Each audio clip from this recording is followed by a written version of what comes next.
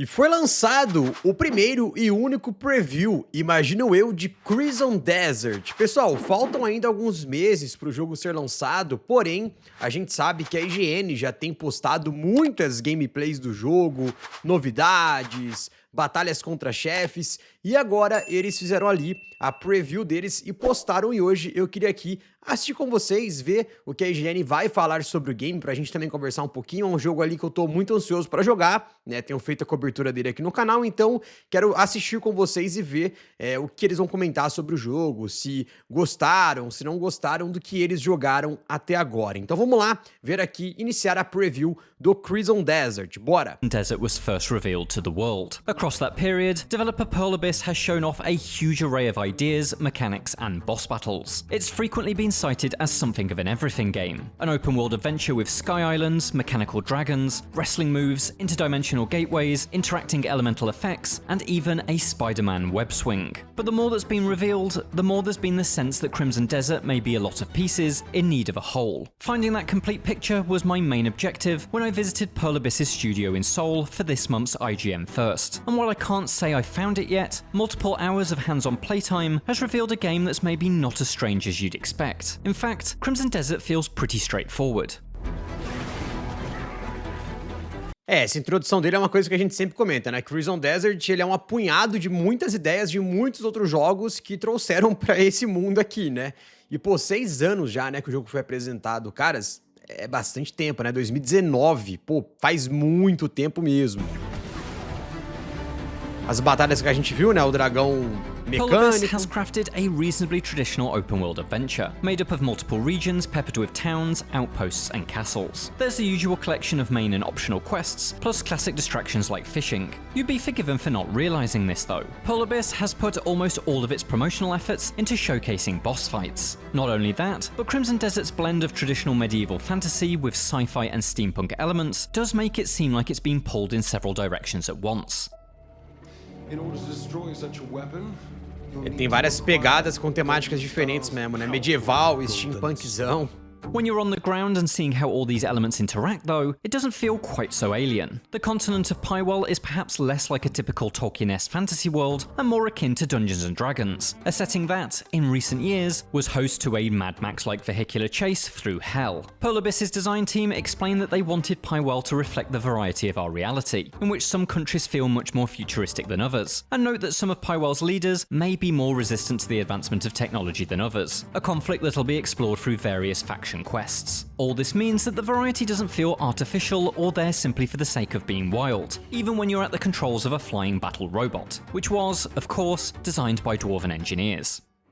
Ah, então legal. Parece que essa parada que a gente vê de uma certa tecnologia tem relação com as regiões que nós estamos. Ele fala, né, que algumas regiões são mais resistentes ao avanço da tecnologia. Isso aí é legal, pô. Eu curti. The inclusion of these mechanized and steampunk elements grant Pearl Abyss the creative license to build quests that are a significant departure from anything we'd see in Maneiro. something like Skyrim. A major part of my hands-on time involved completing a quest for Marnie, a scientific genius who cloned his own consciousness to create an AI-like entity called Hall. Naturally, the results of such an experiment have gone very wrong, and Marnie's evil digital magic twin has taken command of a flying fortress that's terrorizing Pywell's skies. Defeating Hall requires the use of a power core, which Marnie reveals is hidden inside a weapon called Golden Star. And by weapon, he means a giant mechanical dragon. While they presumably have ballistic missiles in Pywell, what with the advanced engineering and all, of course the fantasy version of a nuke is flying Mechagodzilla.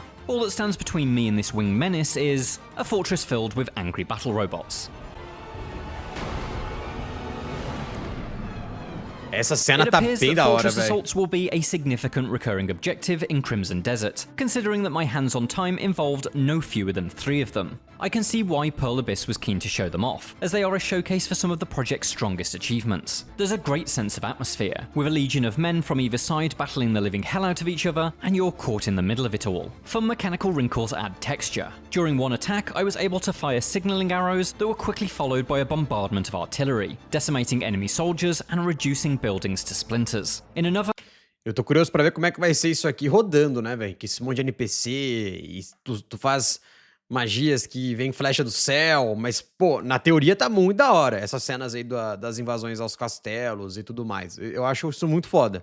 I was able to circumnavigate the brutal melee entirely, sneaking into the castle through a crumbling wall and using the prison as a shortcut to the boss. And in my fight through the robot fortress, a backpack-mounted EMP device allowed me to fry the circuits of both the lumbering ground threats and airborne bug bots in one giant blast. There's always something new to try, something to experiment with. But as much as these fortress assaults are a demonstration of Crimson Desert's highs, they also simultaneously reveal what could turn out to be some of its biggest blemishes. Battling masses of enemies is surprisingly tedious, feeling messy and repetitive rather than an engaging chain of frontline fights. An awkward lock-on feature pushed me away from one-on-one duels into a more freeform playstyle, but that came with the baggage of imprecise strikes and occasionally kicking the air instead of faces. Absolutely none of these issues hamper the boss battles, which was my only experience of Crimson Desert prior to this demonstration, and I was quite surprised at how different combat can feel in alternative scenarios, even when using the same moveset. It's in these smaller, less refined details where Crimson Desert threatens to lose itself. Ó, então aqui ele faz uma crítica ao jogo, né? Da repetição do fator de você ser colocado contra hordas de inimigos e que isso torna-se repetitivo, né? Ele até fala, então são pequenos detalhes que podem fazer o jogo se perder. Bom, vamos ver. Uma crítica importante aí, né? There are occasions where you need to pick up and manipulate objects, such as planting a banner to inspire your allies. Doing so requires standing still, turning to face the object, activating a focus mode, rapidly tapping a button to lift your target, and then finally using your telekinetic powers to manually move it. All of this is a slightly baffling annoyance when erecting flags, but it turns into a genuine frustration in the middle of a boss battle, when you're desperately trying to swing a fallen masonry column during the precious few seconds when the boss is stunned.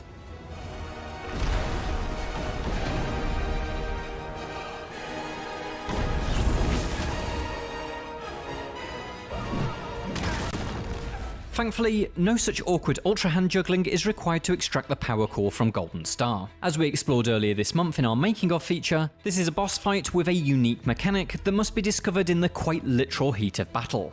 The Dragon's Flaming Breath activates an array of pylons dotted around the arena, which then dispense EMP bombs that you can fire from an arm-mounted cannon. The system creates a repeating phase loop. Golden Star circles above, belching the flames that produce the EMP bombs that will eventually bring him crashing to the ground, where you can unleash a barrage of strikes until he reboots and begins the cycle anew. Pearl Abyss are keen to point out that you don't have to do this. You could, for instance, use lightning-reefed arrows to apply a stun, or simply chip away at his health bar with ranged attacks. But I feel that the real enjoyment in all of Crimson Desert's boss fights have been finding the unique mechanic built into the arena or even the enemy itself.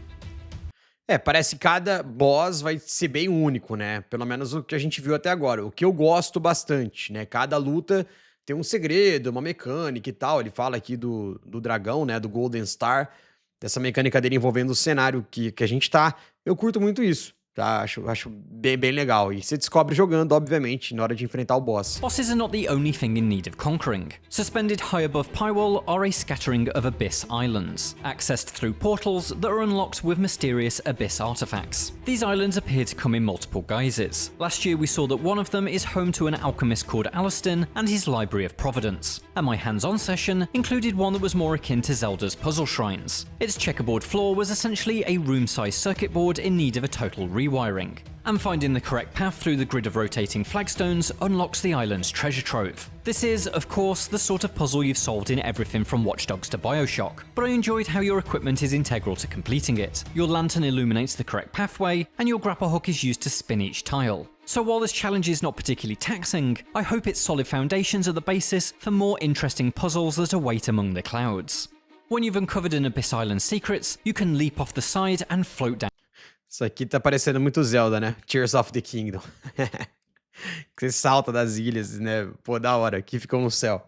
Down to Earth, where plenty more traditional open world fare awaits. There are towns to visit, in which you'll find shopkeepers to trade with and bounties to take on. Out in the wilderness, there are camps to clear out and roaming barbarians to slaughter. And then there's the factions. From what I glimpse in the menus, there are dozens and dozens of them, although some will be more important than others, I'm told. A few have their own quest lines, such as House Wells, a family of nobles led by a duke who's lost his castle to rebel forces, a situation that's the catalyst for one of those aforementioned fortress assaults. Pearl Abyss was quick to clarify that these groups are not like Fallout's factions, and allegiances with them won't change the course of the story or impact Crimson Desert's ending, which is set in stone. And so I'm left wondering, what are the faction quests in aid of? When asked, Pearl Abyss's design team explained that they were there to ensure that the factions felt like significant actors in the plot, and that they offered more content for players to complete. That considered, I am a little apprehensive that at least some of Crimson Desert's offerings will be stuff to do rather than meaningful interlinked opportunities. That brings us back to my very first question. What is Crimson Desert as a whole? I know it's a vast open world with deep, fighting game inspired combat that works better against bosses than it does against fodder. It's got spectacle-laden quests that take you from in-the-mud castle assaults all the way up to aerial dogfights. And it's littered with good time distractions, from fishing and bounties to taming bears and buckling up in a battle mech. But I'm still waiting to discover the glue between all this that elevates an open world to new heights.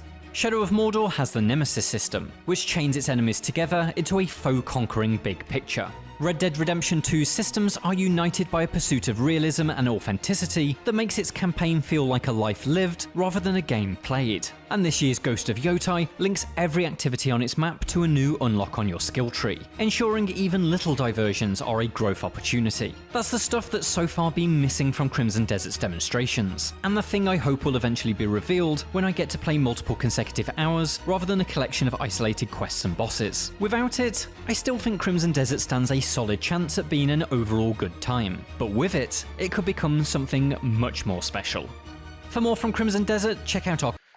Bom, então essa aí foi a preview da IGN. Assim, caras, eu senti que o cara aqui que jogou, ele gostou de algumas coisas, mas ele tá com receio de outras, né? Ele fala muito sobre o que é esse mundo de fato, porque a sensação que passa é que são muitas coisas, né? Ele fala que, você pode fazer um monte de coisa, tem um monte de temática diferente, steampunk, medieval, aí tem dragão, aí tem robô, aí dinossauro e urso e não sei o quê. Só que o que eu sinto, que pelo menos foi o que pareceu pela preview dele, é que ele quer como que essas coisas são conectadas neste mundo, como é que elas existem ali. Ele explica um pouco, ele fala sobre a questão que está relacionada com as regiões, né? Tem região que desenvolveu mais a tecnologia, região que não e tal. Mas ele cita aqui outros exemplos, né, de jogos que trouxeram alguns diferenciais. O Shadow of Mordor, lá, o sistema Nemesis e tal, Red Dead, o realismo, né. Eu entendi, então ele pareceu meio receoso em alguns pontos aqui em relação ao Crimson Desert, né, mas, pô, assim, do que eu vi, pelo menos, eu curti, né. Eu acho que o jogo tá prometendo bastante, tá bem interessante, por mais que pareça uma grande salada de frutas, né, toda essa ideia, várias e várias ideias de outros jogos juntos aqui num game, então pode ser que o Crimson Desert, ele peque, né, por aquele ponto, tipo, menos é mais, né, de querer colocar tanta coisa e acabar não fazendo nada direito. Pode ser, tá? Então ele fala aqui que ele espera, né, quando for jogar, encontrar essa conexão, mas é claro também que ele, né, eu não sei quanto tempo ele jogou do jogo, né, mas não é a versão final, não jogou, né, o jogo da versão final não é uma review, né, obviamente é uma preview, né, mas deu pra ter uma ideia melhor aqui do Crimson Desert. Mas e vocês, pessoal? Estão animados para Crimson Desert? Querem jogar o jogo? Curtiram a preview aqui da IGN? O que vocês acharam? Comentem embaixo no campo dos comentários. Tamo junto, a gente se vê no próximo vídeo. Valeu, falou e see ya!